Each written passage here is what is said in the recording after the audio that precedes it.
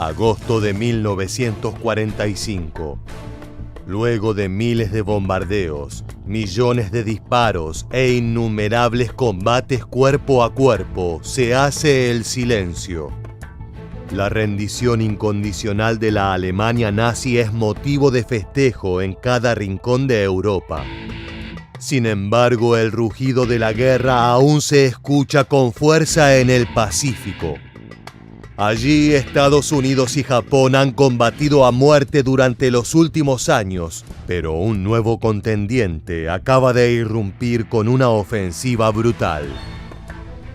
Se trata de la Unión Soviética de Joseph Stalin, que envió a más de 1,5 millones de hombres a enfrentar al ejército imperial en Manchuria, las tierras ocupadas en el noroeste de China. La batalla se vuelve una verdadera masacre que tiñe de rojo las llanuras y las montañas por igual. Mientras en Tokio intentan lidiar con las bombas atómicas que son lanzadas en Hiroshima y Nagasaki, otra noticia deja impactado al emperador. 100.000 de sus soldados han sido aniquilados por la URSS. En este nuevo video de Historia Militar, conoceremos todo acerca de la salvaje guerra desatada por los soviéticos en el frente asiático. La brutalidad que se vivió en pocos días solo puede compararse con la violencia que los nazis experimentaron en Stalingrado. Ahora son los japoneses los que deben decidir entre rendirse o morir ante un arrasador enemigo.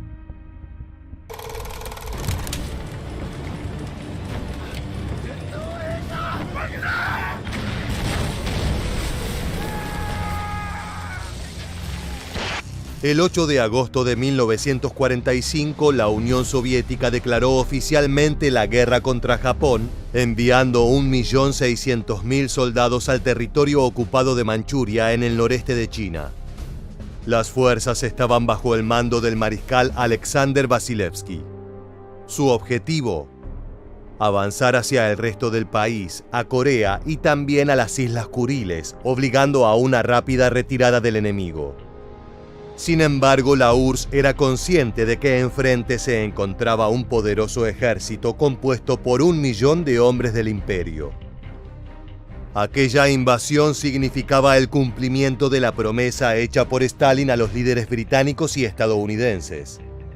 Este había asegurado que se sumaría a la batalla contra los japoneses tras la derrota de la Alemania nazi, sin importarle el acuerdo de no agresión que tenía con Tokio desde 1941. De hecho, el país asiático esperaba que los soviéticos mediaran para lograr la paz con las fuerzas aliadas, pero eso jamás ocurriría.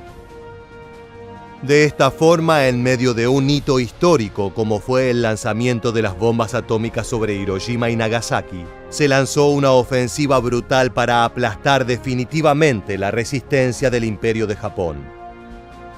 Los combates contra Estados Unidos llevaban varios años. Ambos países perdieron una innumerable cantidad de hombres en la contienda. Sin embargo, el país americano cambió la lógica de los conflictos bélicos para siempre con la invención de la bomba nuclear. Esta arma mortífera fue utilizada por primera vez el 6 de agosto de 1945 en la ciudad de Hiroshima, arrasando una ciudad entera en cuestión de segundos. Sin aún poder procesar el trauma de las muertes, 3 días más tarde otra bomba cayó sobre Nagasaki. La radiación invadía al país asiático, pero no llegó sola. Una tormenta asomaba en otro de los frentes. Las remotas tierras de Manchuria se estaban preparando para una masacre sin precedentes. Un enfrentamiento tan feroz que, a pesar de no tener el poder destructivo de las bombas, provocaría una cantidad de muertes igual de catastrófica. Se trató de una ofensiva relámpago que desató una lucha implacable en el noroeste de Asia, marcando el último gran combate terrestre de la Segunda Guerra Mundial. El Ejército Rojo, curtido en las batallas más sangrientas del frente europeo, estaba decidido a acabar con las orgullosas y temidas tropas Kwantung lo antes posible. Un espectáculo de fuego y muerte estaba a punto de comenzar.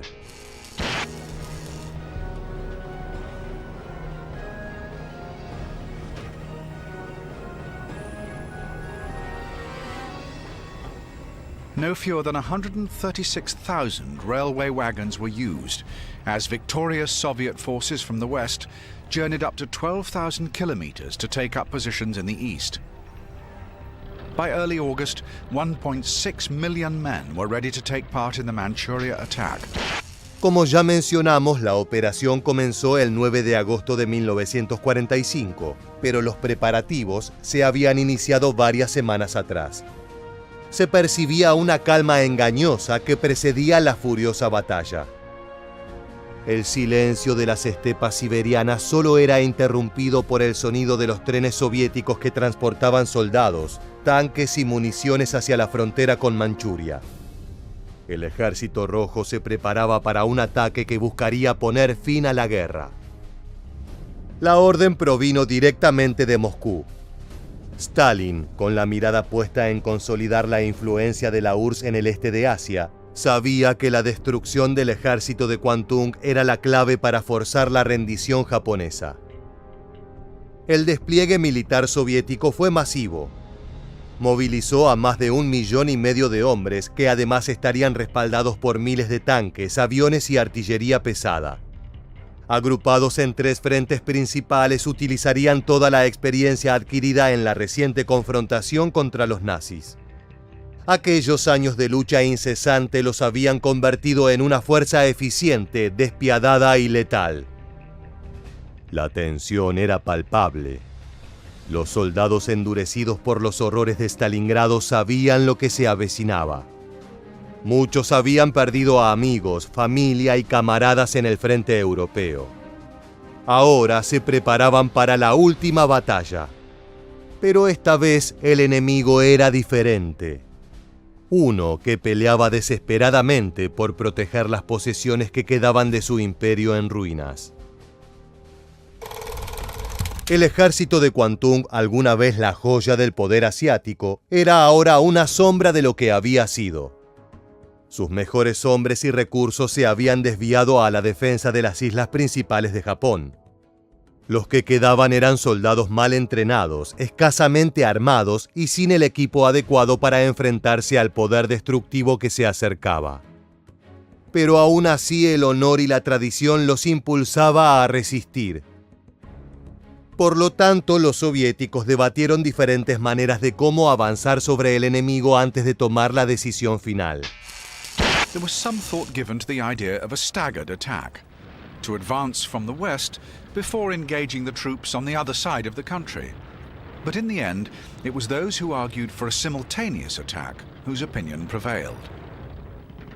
So the Trans-Baikal Front, the Second Far Eastern Front, and the First Far Eastern Front all attacked together. Desde el norte, el este y el oeste, las tropas del Ejército Rojo comenzaron su ofensiva, avanzando con una precisión que solo los veteranos de guerra podían llevar a cabo. La gran cantidad de tropas implicaba un desafío de coordinación, pero la máquina de guerra soviética se encontraba perfectamente aceitada. La oscuridad de la noche se convirtió en la gran aliada de la enorme fuerza, invisible a los ojos del enemigo a pesar de su tamaño. Pronto los combatientes de Japón se llevarían una enorme e indeseada sorpresa. At first, the Japanese failed to notice the almost silent companies of infantry and supporting engineers. When the advancing Soviets arrived at the first of the Japanese defensive positions, they were still well protected by the cover of night, and the full reality of the situation now revealed itself to the Japanese forces. El silencio se rompió con el estruendo ensordecedor de la artillería soviética. Tanques T-34 aplastaban las defensas japonesas como si fueran de papel, mientras las oleadas de infantería seguían su paso avanzando hacia las profundidades de Manchuria. Los cielos se oscurecieron con el humo de los bombardeos. Los aviones de Stalin lanzaban enormes cantidades de explosivos sobre las posiciones japonesas, reduciendo a escombros las fortificaciones y centros de mando de su rival. Los soldados de Tokio nunca habían visto una ofensiva de tal magnitud. A pesar de los esfuerzos del ejército de Kwantung, se vieron superados rápidamente. Estaban atrapados en un torbellino de destrucción. Las bajas se acumulaban con cada hora que pasaba. Las líneas japonesas colapsaban bajo la fuerza abrumadora de los soviéticos. El sonido de las explosiones, los gritos de los heridos y el incesante fuego de ametralladoras creaban la perfecta sinfonía del horror. La tierra misma parecía temblar bajo la intensidad del ataque. En un desesperado intento por frenar el avance enemigo, las tropas imperiales lanzaron contraataques suicidas. Pequeñas unidades de infantería armadas solo con bayonetas y granadas corrían hacia los tanques de la Unión Soviética con una ciega determinación. No obstante, los blindados del rival avanzaban sin piedad, aplastando cualquier resistencia con toneladas de acero. En cuestión de días, el Ejército Rojo había atravesado decenas de kilómetros de territorio enemigo, dejando a su paso una estela de destrucción. It was the 11th of August before the Japanese were able to regroup in any sort of order, by which time Fifth Army had advanced 80 kilometers into Manchurian territory.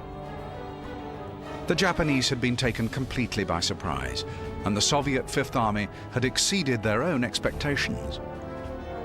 By the 11th of August, advance troops were heading towards the vital city of Mutanchiang, headquarters of the Japanese First Area Army. The plan was to take the city within 18 days. A medida que los soviéticos se acercaban hacia las montañas y desiertos de Manchuria, la situación se volvía aún más desesperante. Las unidades japonesas, incapaces de organizar una defensa coherente, intentaban refugiarse en terrenos más altos esperando que las difíciles condiciones geográficas pudieran ralentizar el avance enemigo. Lamentablemente para ellos, esto no fue así. Las fuerzas de la URSS seguían marchando al frente con la misma brutalidad implacable sin importar la superficie en la que se encontraban. Los ataques aéreos continuaban castigando al adversario, mientras las tropas de infantería atravesaban senderos estrechos y traicioneros, emboscando a los hombres de Japón atrapados en terrenos desfavorables. Los combates en las montañas eran feroces e intensos. Las patrullas soviéticas sorprendían a los enemigos en los valles y las luchas cuerpo a cuerpo con cuchillos, bayonetas y granadas eran comunes. Los gritos de batalla y el silbido de las balas no paraban nunca. Para muchos soldados japoneses no había escapatoria. Los que no caían en los enfrentamientos perecían en las escarpadas pendientes o se perdían en los desiertos. Las bajas se multiplicaban en ambos bandos, pero las fuerzas asiáticas, agotadas y mal equipadas, eran las que más sufrían. El número de muertos y heridos era inconmensurable. Al final, las montañas y desiertos de Manchuria, que parecían representar la salvación japonesa, se convirtieron en vastos cementerios improvisados donde los cuerpos de miles de soldados caídos quedaron abandonados. La ofensiva soviética era una verdadera tormenta imparable que no conocía la piedad. Y para los japoneses no había más refugio. All over eastern Manchuria, the Japanese were stunned by the Soviet assault. Earlier in 1945, the Kwantung Army leadership had accepted the need for a defensive strategy in the event of a Soviet attack. The plan was to engage the invaders immediately, before staging an orderly withdrawal to the plains region in the south, while continuing to harry the enemy at every opportunity. The hope was that the Soviet troops would then be tired and vulnerable to a counterattack. Era una estrategia realista desde el punto de vista del Imperio japonés, pero la realidad demostró que la velocidad del asalto soviético evitó cualquier tipo de respuesta. Además, el ataque no solo era letal por tierra. Tras los primeros días de la ofensiva, los cielos de Manchuria se habían convertido en un campo de batalla propio. Los cazas y bombarderos del Ejército Rojo dominaban los aires, llevando la guerra a una nueva dimensión. Desde las primeras luces del alba, las alas de los aviones cruzaban el horizonte, dejando tras de sí estelas de humo y devastación. Los pilotos soviéticos, veteranos de los violentos combates aéreos sobre Europa, ahora desplegaban su experiencia contra un enemigo superado y desorganizado. Las aeronaves de Tokio, que supieron dominar Asia, ahora eran escasas y estaban mal mantenidas. En cuestión de unas pocas jornadas, las fuerzas imperiales en Manchuria prácticamente dejaron de existir. Sus aviones fueron destrozados en el aire o destruidos en tierra antes de siquiera poder despegar. Mientras tanto, los bombarderos de la URSS continuaban arrojando su carga mortal sobre las posiciones enemigas, reduciendo a escombros las estructuras defensivas y centros de abastecimiento. Las columnas de tanques y tropas japonesas intentaban reorganizarse con velocidad. Sin embargo, se convirtieron en blancos fáciles para las aeronaves de Stalin, que los atacaban sin compasión con explosivos o ametralladoras desde las alturas. El caos era absoluto. Los soldados de Japón corrían desesperadamente buscando refugio en trincheras improvisadas, solo para ser alcanzados por el fuego de artillería. Aquellos que lograban sobrevivir al bombardeo eran enfrentados casi inmediatamente por las avanzadas fuerzas soviéticas, que llegaban como un vendaval destrozando lo que quedaba en las defensas rivales. En la tierra, los tanques del Ejército Rojo eran imparables. Las filas de blindados se desplazaban por las vastas llanuras de Manchuria, arrasando cualquier resistencia. Sin ningún tipo de inventiva ni táctica innovadora, los japoneses siguieron apostando por misiones suicidas, conduciendo vehículos repletos de explosivos hacia sus adversarios.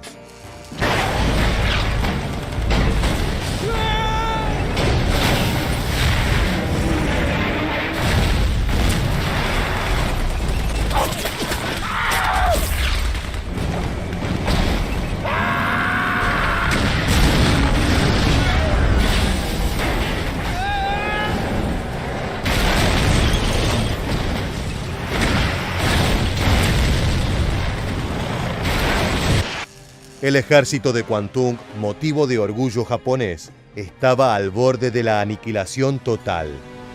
Alguna vez fue elogiado como el más poderoso del imperio en Asia, pero el mando había subestimado la capacidad soviética de lanzar una ofensiva tan veloz y devastadora. En cuestión de días, la reconocida tropa había sido diezmada. El avance del Ejército Rojo no solo había sido rápido, sino también brutalmente eficiente. Las fuerzas de Stalin destrozaban las defensas japonesas y capturaban ciudades clave con la misma facilidad. Puertos y vías de comunicación quedaban a su merced con una velocidad sorprendente. El plan soviético era claro: no dejar que las fuerzas japonesas tuvieran un respiro y aplastar cualquier intento de reorganización antes de que pudiera siquiera comenzar. En muchos casos, las tropas japonesas eran incapaces de hacer frente a la abrumadora potencia de su enemigo. Unidades enteras del ejército de Kwantung se rendían sin siquiera disparar. Sus oficiales eran conscientes de la inutilidad de continuar la lucha. Soviet attackers were now full of the confidence generated by the speed of their advance. The original invasion plan anticipated the capture of Mutanchiang by the 18th day of hostilities. But as early as day 3, General Krylov was able to dispatch an advance party of Fifth Army to test the Japanese defenses at Mutanchiang. The result was clear. The Japanese forces were engaged in a continuing withdrawal in the face of Soviet armor and especially artillery. Otros comandantes japoneses, cegados por el honor y la defensa de su patria, optaron por seguir combatiendo, entregándose a una muerte casi asegurada. Las masacres que siguieron fueron devastadoras. Las bajas japonesas continuaban ascendiendo día a día. El ejército de Kwantung fue destruido en el campo y sus oficiales fueron capturados. Los soviéticos tomaron cientos de miles de prisioneros, muchos de los cuales fueron enviados a campos de trabajo en Siberia. Para Japón, la pérdida de esta unidad marcó el final de su dominio en Asia continental y acabó con las esperanzas de una resistencia significativa. Aquel emblema de poder, la tropa una vez temida y respetada, fue reducido a cenizas. The sheer speed of the invasion had taken them by surprise. In the face of an army marching forward at 100 kilometers per day, the defending forces had little choice but to withdraw into fortified positions, to be taken out at the leisure of the Soviet commanders. A well-organized retreat was impossible under the circumstances, and by the 14th of August, after just 5 days of fighting, the Japanese leadership knew that the battle for Manchuria was effectively over. El 15 de agosto de 1945, el emperador Hirohito anunció la rendición incondicional de Japón. Para muchos soldados en Manchuria, la noticia llegó demasiado tarde. La destrucción de sus tierras era irreversible y el sufrimiento continuaba. Los campos de batalla se encontraban llenos de cadáveres y vehículos devastados. Eran un recordatorio sombrío de la ferocidad de la operación. Pese a todo, los soldados soviéticos seguían avanzando como una topadora sin frenos, capturando los rezagados y eliminando los últimos focos de resistencia. Para los civiles japoneses que habitaban las regiones ocupadas, la llegada de las tropas de Stalin representaba una sola cosa: el terror. Muchos huyeron o se suicidaron ante la invasión que se aproximaba. Para ellos, las atrocidades cometidas durante la toma de ciudades por parte del Ejército Rojo eran peor que la muerte. Del otro lado de la vereda, en la URSS, se celebraba el enorme éxito de la operación que había lanzado pocas semanas atrás. No solo había derrotado al afamado ejército de Kwantung, sino que también logró asegurar territorios clave y forzar a Japón a aceptar la rendición incondicional. Es verdad que el precio había sido alto. Las fuerzas de la Unión Soviética sufrieron alrededor de 12.000 bajas entre sus filas. Ahora bien, ese número parece muy pequeño si se lo compara con las casi 100.000 muertes que debieron enfrentar las tropas japonesas. El ataque había sido realmente devastador. Como si fuera poco, la operación también cambió el mapa geopolítico de Asia, marcando el final de la era imperial de Japón. Los territorios perdidos incluían Manchuria, Corea del Norte, las islas Sajalín y Kuriles. Cada centímetro ocupado por los hombres de Stalin jamás volverían a ser controlados por Tokio. Una nueva historia comenzó para la región, aunque con cicatrices profundas y permanentes para una población que vivió de cerca la sangrienta batalla. Una lluvia de sangre que culminó el 2 de septiembre de 1945, cuando los japoneses firmaron formalmente su rendición. De esa manera se puso fin al peor conflicto que el mundo haya conocido jamás.